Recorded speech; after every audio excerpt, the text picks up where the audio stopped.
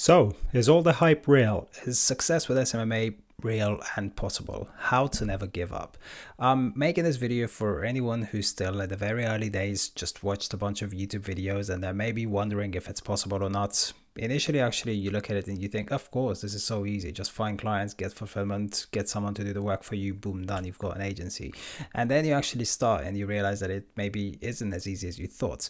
Well, this video is for you. If you're there and if you're skeptical and if you're cynical and you're finally digging back in the back of your mind and you're like, I knew this wasn't going to work. I knew that this was going to be a scam. Then this video is for you because I've been there and I somehow persisted. There's a bunch of fortunate things that happened that made me persist longer than most do and give up.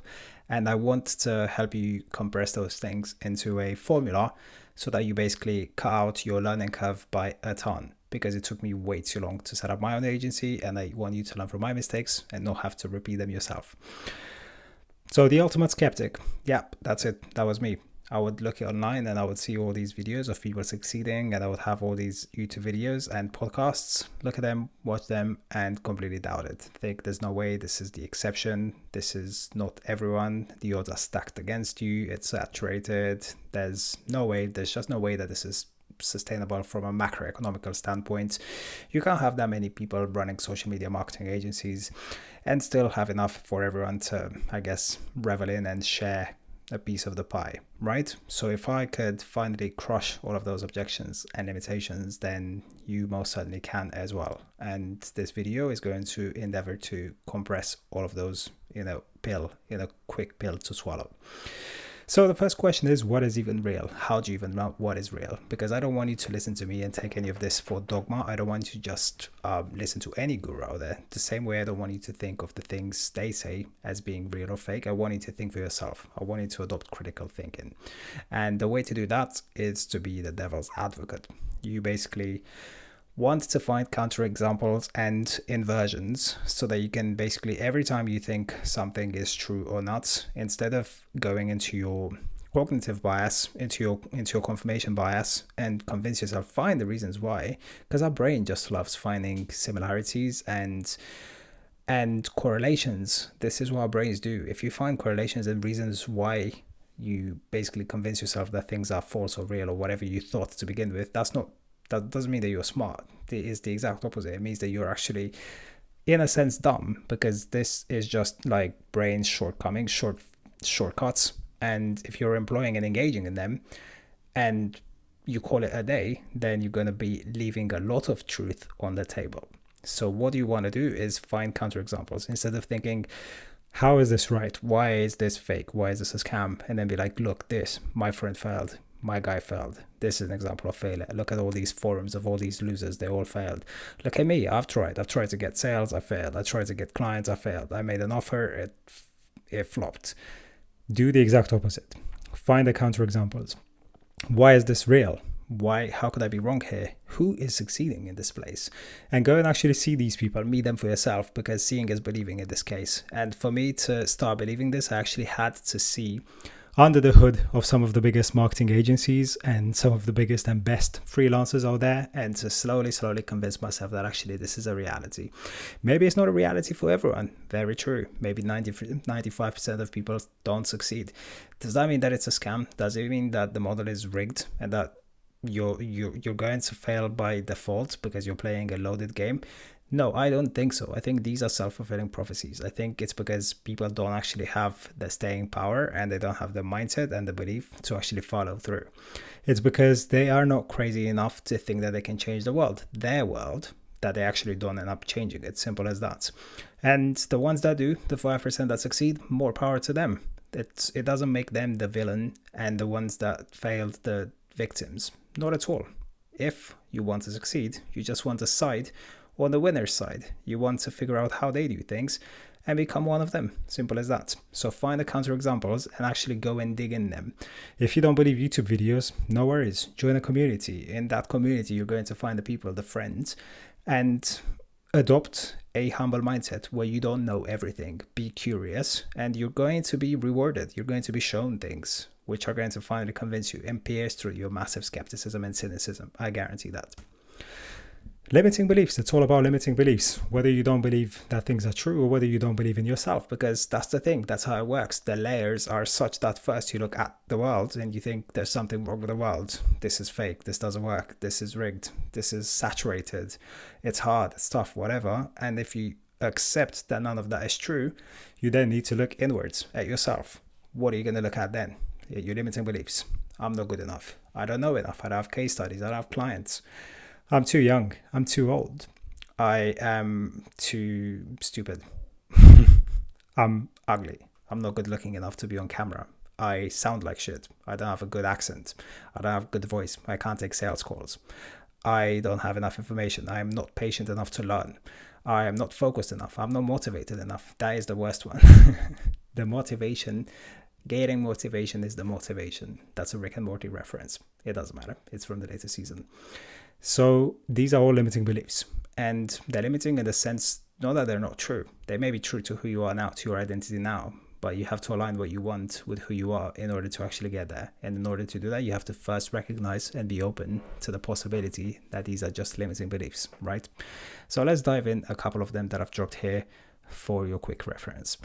The first one is that you don't have enough experience, that you're stuck in that egg and chicken and egg situation. What came first, the client or the case study, the experience or the job? Can't get a job because I haven't got a CV. Can't get a CV because I can't get a job. That kind of spiel. It's so easy. This one was so obvious to me from the start.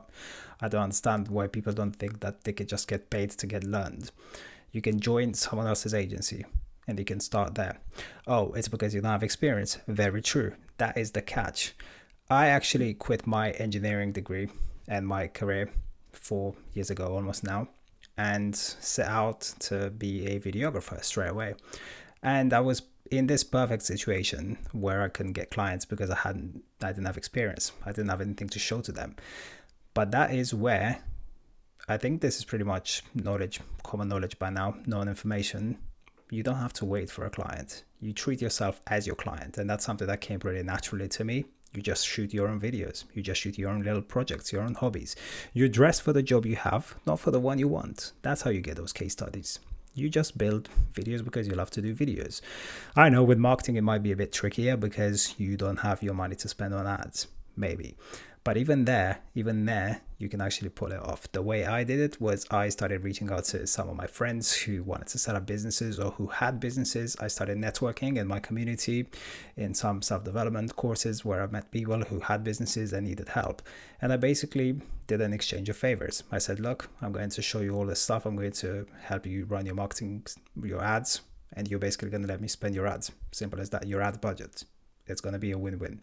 I'm going to learn, I'm going to train, and make no mistake, you can't do that if you don't have any case studies or at least any experience to persuade them that what you know is actually worth sharing. But that's the beauty of it. Wherever you are, you probably already have a skill in which you're confident enough that you can sell. In my case, it was video. So I actually started selling video. I actually started making videos, and then I ended up running ads to those videos. It was such a natural transition. You can do the exact same thing, whether you can write, whether you can put social media posts together, whether you can schedule and distribute. The amount of stuff you can actually offer to a business is endless because everything takes time. Even if they say had the videos to upload, uploading them and writing the captions already takes time. I've literally gotten my partner to create social media posts for a dog adoption page on Instagram, where all she does is essentially edits the videos and puts caption on them. And this is a pure volunteering position. And I'm just saying, she does it for the love of it. But if you wanted to get experience as a beginner, maybe you're a young teenager, a young kid, I don't know, or maybe in your early, mid-20s, late 20s, wherever you are, it's not too late to start, right? Then you basically want to start doing the thing that you enjoy enough to demonstrate that ability. And then from there, you segue into the higher leverage activity, which is maybe running the ads, or at least it was for me. And that's how you get paid, and you also get learned as well. Because once you get there, you basically have a salary, you get a paycheck, and you also get to look under the bonnet and see how things work, why they work. And more importantly, you get to hang out with the founders. Because if you're one of the early employees in a small company, you're going to be hanging out with the founders a lot. And what that's going to teach you is their mindsets and their beliefs and their worldview, their lenses of reality. which is worth their weight in gold. I cannot stress this enough. That's the kind of stuff you don't learn in any course. Not as well as by absorption from someone that you basically work next to, shoulder on shoulder, all day, every day for 6 months, let's say. Pick up a book, but not two. That's just to say that if you study too much, you end up procrastinating learning. But if you don't study at all, then you're not going to know the models. You're just going to be dabbing and guessing in the dark. It just so happens that I actually do enjoy learning a lot. I do love to read a lot. And because of that, I may have read one too many books about marketing and about models of marketing and macro and microeconomics as well. But I can definitely distill the core knowledge, the 20% that's got me the 80% of results, to a couple of books. Robert Cialdini's Influence and Eugene Schwartz's Breakthrough Copywriting, which is one of the best books that explains market dynamics to this day. The core concepts in that book, market awareness and market sophistication, are permeating every single industry and market that you could be looking at, explaining concepts such as blue ocean, red ocean, saturation, effective copywriting, why it works, how it works. And once you understand those things, you won't be able to unsee them. It will literally carry you for the rest of your marketing and business life. I have taken those concepts in jobs in marketing agencies that I've worked in my own companies, in my own endeavors, in lead generation, in e-commerce, everywhere. Coach support, agency support, everywhere. If you understand these core concepts, you're good. You're good. The rest of it you learn on the job, on the tools. Relationships is a really important one, I feel, because especially nowadays where everyone's just from my perspective, maybe I'm projecting here, a bit more estranged and alienated and isolated, people tend to discard how important it is to still have those kind of influences and connections around you, which can really propel you. Personally, I do suffer a bit of this syndrome where I feel like I can do a lot by myself, and I can, but first of all, it's not fun. Second, it's not sustainable. And third, it's just missing out on opportunities. So if you're currently a bit of a hermit, if you don't really have any relationships with friends or with people who with similar ambitions of you, that is your main goal. In my case, I actually had a bunch of friends. I had good friends and stuff, but I actually decided to cut off ties with a lot of them because I was heading elsewhere than they were. And because you become the average of the 5 people you surround yourself with, you do want to be tactical and strategic about the kind of people you surround yourself with. Because in some instances, I argue to say that in the short term, it's better to have no friends than the wrong kind of friends, especially if you're trying to convince yourself of this new reality that you've only just discovered online, right? But once you've sort of done that, the separation, it's not about cutting out, it's about replacing. It's about finding those new relationships. And there's a bunch of ways you can do that. So I'm going to go into that next with 20 to 80% fulfillment in sales. Before I dive into this, let me just wrap that. Actually, you can just go in Facebook groups. You can join Facebook groups, school communities for free, YouTube channels where you can find communities around those as well. It's a good starting point when you're first starting out. Really, there's no need for more than that. And those things are really going to pay tenfold when you're starting to find business partners and collaboration and fulfillment partners and people to sort of complement your lacking skills. So cool, 2080 of fulfillment and sales. This is a big fallacy, or at least it was for me for a long time. I thought that fulfillment is everything and I can get my service so perfect that I'm no longer going to have to compete with anyone. It's going to be so differentiated and so decommoditized that it's just going to crush and it's going to be good in its own right. That is just not true. At the end of the day, Facebook ads, TikTok ads in general, social media management, videography, copywriting, email marketing, they are so saturated. That is one thing that is true. They are so saturated. Everyone does them. That the only way to stand out is to realize that actually beyond a certain point, fulfillment is the same. And then sales and positioning is the other thing. And this is where books like Breakthrough Advertising come in handy, because they explain to you that offers don't work in a vacuum. They basically die by the vine. They die because someone else's makes a better one. And when you understand how at a macroeconomic level you're essentially competing with other people making similar offers, that's when you realize that you need to position yourself differently. That's where you realize that you want to build a niche. This is why the concept of niching is so important, if you've not heard that one before. and basically just focus on working on the business, not just in the business. That is so important.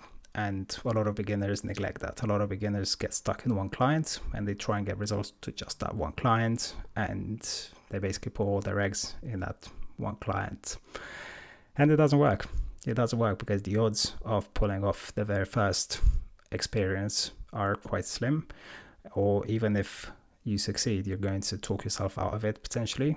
So yeah, get that one out of the way and work on sales, acquisition. Partner up. You're 3 partnerships away from finding success. I can distinctly look at 3 of the partnerships that have shaped me in the last 4 to 5 years the most, and each of them has brought to the table one skill set or a mindset that I was lacking. In fact, after a while, you start to see those common trends, the common denominator between them, and it's so cool to see because it's humbling to realize that you're just not as good at some things and you don't even enjoy them, and that's completely fine.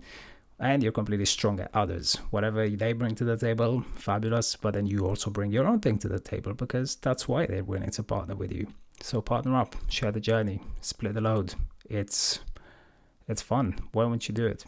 I look back at all the time that I didn't do it, and I guess I realized maybe because it doesn't feel like it's that easy. It is easy. It really is as easy as being humble and being vulnerable and going out there and admitting that you don't know everything and that you need help and that you want help. It's not about just needing it, it's wanting it. It's wanting partners and collaborators. It's why Y Combinator never even looks at people that go in there like unique founders. They know that 2 heads is better than 1, 3 heads, even better. Get community. Well, the community that you form with your partners is a good start. The community that you form with your clients is also a good start. And then the community with other people who want to achieve the same thing as you. You're going to find those things around programs and around coaches, which is what I'm going to go into next. Get a mentor and join a program. It's going to cut a lot of your learning curve. I was stubborn at the beginning. I didn't want to join a coaching program. I didn't believe in it, which is mental because I look at it now 4 years later and almost 40 grand worth of courses and coaching programs that I've done and paid for directly out of my pockets. And I just can't believe that it took so long to realize the value of coaching and mentoring and programs. If someone can pave the way for you, if someone can share their experience, then why wouldn't you pay for it? Well, I can think of one example right now because you're skeptical, because you've been burnt before, because you don't want to be burnt, because you don't want to spend that money, because you want to spend it on something else, or even worse, because you want to hoard that money, whatever it is. Just realize that it may work, but sooner rather than later, there's actually a hidden benefit and value to getting a mentor and to joining a program. And that is the moment you spend money on it is the moment you realize that actually other people are willing to spend money as well to solve that problem. And it's going to make sales so much easier for you. Sales usually surface the biggest limiting beliefs and objections that the salesperson has themselves. And if you're not going to spend money in programs, then you're never going to accept that this reality that you're trying to permeate a service-based business industry where you're essentially being paid money to solve people problems is actually real. How the hell are you going to get to selling 2K, 5K packages, whether that's a service or whether that's a coaching package program later on, if you never bought that yourself? You're just going to project your inner world onto the external, and yeah, you're going to learn that one for yourself. But I hope you don't have to, which is why I'm sharing this with you now. Get coaching. This is the biggest one, in my experience at least. Having been a dating coach once upon a time, having had a bit of a run with being a life coach, and also having had tons of life coaches and dating coaches myself, and productivity, motivation, mentoring, passion, purpose, all kinds of coaching. It goes without saying, when you think of your biggest models in life, the athletes that you admire, the people who achieve peak performance, they all have coaches. Why? Is it because they're weak? No, not at all. Well, if nothing else, it's because at the level that they're competing, if you want to be elite at something, if you want to be competing at something, you have to have good people in your corner. You can't rely on just your strength because it's wavering. Coaching has accountability baked in it. It has mentoring baked in it. It has all the things that you yourself can't give to yourself. It's invaluable. again, it's one of those little things that when you understand and when you subscribe to, you realize that it's the best investment that you can do. Forget S&P, this is SMMA, classic by now. But honestly, I look back at all the coaching and the money I've invested in someone else essentially paving the way for me and showing me my blind spots and correcting my frames of reality and perspectives. And every time it has paid back, I'm not exaggerating, tenfold. So I'm going to leave it with that because this is getting a bit long, but I hope that I've managed to cover enough. And if you are one of the worst skeptics out there, then this one is for you. There might not be many who still watch, who still search for this kind of stuff, but if it's you and if it helps one person, if it helps 1,000 persons, people, then I've done my job here. Because ultimately the goal is to get grinding. Without the grind, without the work, without the actions, the units of actions, day in, day out, you're just not going to get your results. Whether you are aiming for 10K a month, whether you're aiming for 100K a month, for 500K a month, it's totally possible now as well. Wherever the level is, the next step that you want to be taken, you could be taking that step, or you could be procrastinating, and you could be escaping in drugs, in vices, in alcohol, and all kinds of self-destructive habits that don't get you there, that just prolong the misery.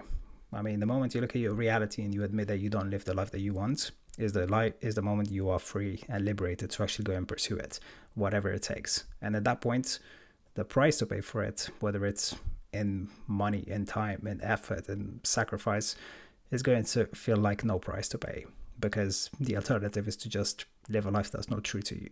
Simple as that. This is getting too deep. I'm wrapping up here. Hope it helps. Have a nice one.